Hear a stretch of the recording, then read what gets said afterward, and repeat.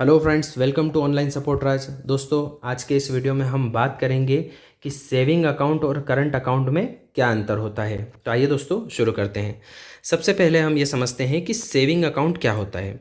तो दोस्तों, saving account एक ऐसा अकाउंट होता है जो व्यक्ति अपने पर्सनल यूज़ और अपनी पर्सनल सेविंग रखने के लिए खुलवाता है। दोस्तों, इस अकाउंट के अंदर पैन कार्ड जो है वो मैंडेटरी नहीं है, लेकिन जब कैश ट्रांजैक्शन 50,000 रुपये या इससे अधिक का होता है तो उसमें आपको पैन कार्ड की ज़रूरत लगती है। अब हम समझते हैं कि करंट अकाउंट क्या होता है। तो दोस्तों, करंट अकाउंट एक ऐसा अकाउंट होता है जिसके अंदर बिजनेस ट्रांजैक्शन किए जाते हैं। अगर आपका कोई व्यापार है और उस व्यापार से रिलेटेड आप कोई भी बैंकिंग ट्रांजैक्शन करना चाहते हैं तो उसे आपको करंट अकाउंट के थ्रू करना पड़ता है। तो करंट अकाउंट जो है वो बिजनेस पर्पस के लिए होता है और करंट अकाउंट के लिए पैन कार्ड जो है वो मैंडेटरी होता है और इसमें जीएसटी नंबर भी लगता है, लेकिन यह मैंडेटरी नहीं है, यह ऑप्शनल है। अब दोस्तों, हम बात करते हैं कि सेविंग अकाउंट कितने प्रकार के होते हैं। तो सेविंग अकाउंट सबसे पहले तो इंडिविजुअल जो व्यक्ति अपने स्वयं के नाम पर ओपन करवाता है। एक वुमेन्स अकाउंट भी होता है जो कि फीमेल्स के लिए होता है।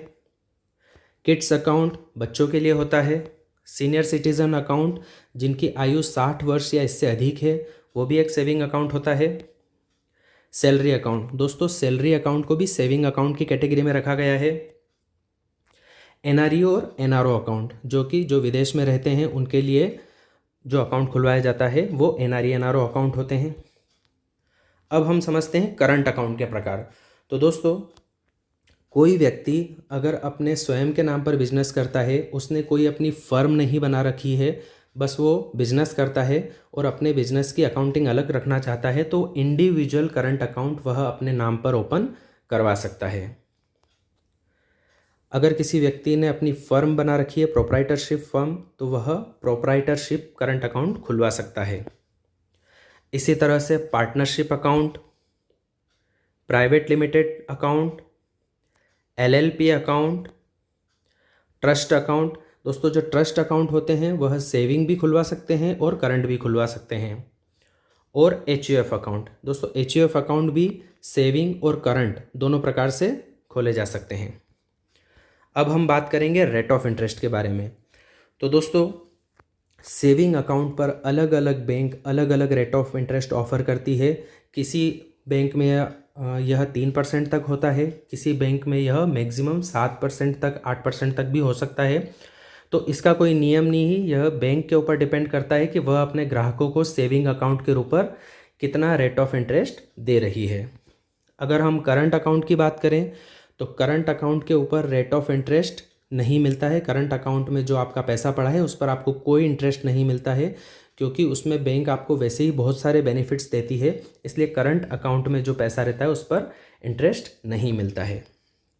दोस्तों, अब हम बात करेंगे कैश ट्रांजैक्शन लिमिट की। यह बहुत ही इम्पोर्टेंट पार्ट है। दोस्तों, अगर हम सेविंग अकाउंट की बात करें तो एक पैन कार्ड के अंदर जितने भी सेविंग अकाउंट खुले हुए हैं उन सभी सेविंग अकाउंट को मिलाकर एक फाइनेंशियल ईयर में जो मैक्सिमम कैश लिमिट है वो है 10 लाख रुपए। 10 लाख रुपए से अधिक का अगर कैश ट्रांजैक्शन हुआ है तो बैंक द्वारा इनकम टैक्स विभाग को इसकी सूचना दी जाती है। दोस्तों, इसके अंदर कैश डिपॉजिट और कैश विड्रॉल दोनों इंक्लूड हैं। अगर हम करंट अकाउंट की बात करें तो एक पैन कार्ड से जितने भी करंट अकाउंट ओपन किए गए हैं उन सभी करंट अकाउंट को मिलाकर एक फाइनेंशियल ईयर में 40 लाख रुपए की लिमिट है। लेकिन 40 लाख रुपए से ज़्यादा भी जमा किया जा सकता है करंट अकाउंट के अंदर। बस इसकी सूचना जो है वो बैंक के द्वारा इनकम टैक्स विभाग को दी जाती है। दोस्तों, अगर हम विड्रॉल की बात करें तो इस पर भी काफ़ी लंबा रूल है, लेकिन आपको मैं बेसिक बता देता हूँ। अगर 20 लाख रुपए तक विड्रॉल करते हैं तो यहाँ पर कोई टीडीएस नहीं कटता है। 20 लाख रुपए से अधिक का अगर विड्रॉल किया जाता है तो आपके अकाउंट से टीडीएस डिडक्ट किया जाएगा। लेकिन अगर आपने बैंक के अंदर एक डिक्लेरेशन सबमिट कर दिया है कि मैं अपना इनकम टैक्स रिटर्न लास्ट 2 या 3 सालों से प्रॉपरली जमा कर रहा हूँ, तो फिर 20 लाख रुपए से अधिक के विड्रॉल पर आपका टीडीएस नहीं काटा जाएगा और यह लिमिट हो जाएगी आपकी 1 करोड़। फिर 1 करोड़ रुपए तक कैश विड्रॉल किया जा सकता है।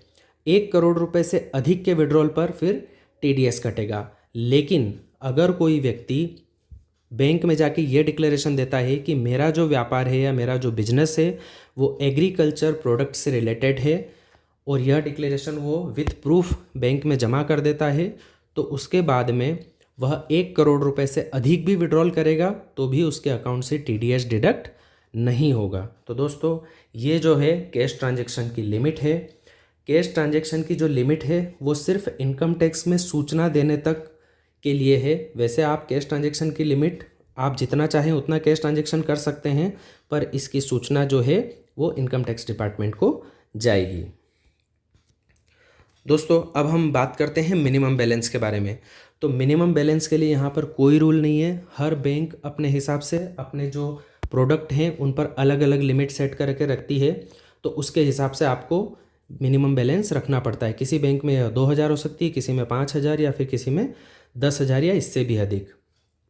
BSBDA जो अकाउंट होता है, प्रधानमंत्री जनधन अकाउंट जिसको बोलते हैं, तो इस तरह के खातों में जो है मिनिमम बैलेंस 0 होता है। करंट अकाउंट में अगर मिनिमम बैलेंस की हम बात करें तो यह डिपेंड करता है बैंक के ऊपर और उसके प्रोडक्ट के ऊपर। बैंक हर करंट अकाउंट के अपने प्रोडक्ट पर अलग अलग मिनिमम बैलेंस की रिक्वायरमेंट रखती है, तो वो अलग अलग 10,000 भी हो सकती है, 20,000 भी हो सकती है, 50,000 या लाख रुपए भी हो सकती है। दोस्तों अब हम बात करते हैं बेनिफिट्स के बारे में कि आप सेविंग अकाउंट खुलाते हैं तो आपको क्या बेनिफिट मिलेगा और करंट अकाउंट खुलवाते हैं तो क्या बेनिफिट मिलेगा।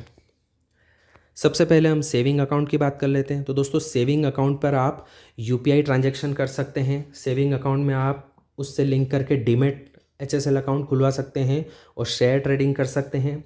आप बैंक में लॉकर ले सकते हैं, क्रेडिट कार्ड ले सकते हैं, डेबिट कार्ड ले सकते हैं, पर्सनल लोन के लिए अप्लाई कर सकते हैं, कार लोन, बाइक लोन, इस तरह के अन्य कई लोन ले सकते हैं आप सेविंग अकाउंट के थ्रू।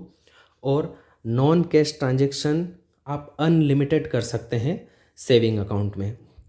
तो ये सारे जो हैं सेविंग अकाउंट के बेनिफिट्स हैं। अब हम बात करते हैं करंट अकाउंट के बेनिफिट के बारे में। तो दोस्तों करंट अकाउंट में आप अपने बिजनेस की सेपरेट अकाउंटिंग कर सकते हैं और इसके टर्नओवर के बेसिस पे आप बैंक से बिजनेस लोन के लिए अप्लाई कर सकते हैं, CC OD लिमिट ले सकते हैं, लेटर ऑफ क्रेडिट और BG बनवा सकते हैं, और कैश और नॉन कैश अनलिमिटेड ट्रांजैक्शन आप कर सकते हैं करंट अकाउंट के अंदर। तो दोस्तों करंट अकाउंट के ये सारे बेनिफिट्स हैं जो आप यूज़ कर सकते हैं बैंक के थ्रू। दोस्तों यहाँ पर हमने आपको सेविंग अकाउंट और करंट अकाउंट के बारे में जो भी बेसिक डिफरेंस होते हैं वो हमने आपको बताए हैं। अगर आपको हमारा ये वीडियो पसंद आता है तो प्लीज़ हमारे इस वीडियो को लाइक करें, इसे शेयर करें और हमारे चैनल ऑनलाइन सपोर्ट राज को सब्सक्राइब करें और बेल आइकन पर प्रेस करना बिल्कुल ना भूलें, ताकि इसी तरह के और इम्पोर्टेंट वीडियो हम आपके लिए लाते रहेंगे। थैंक यू दोस्तों, थैंक्स फॉर वॉचिंग।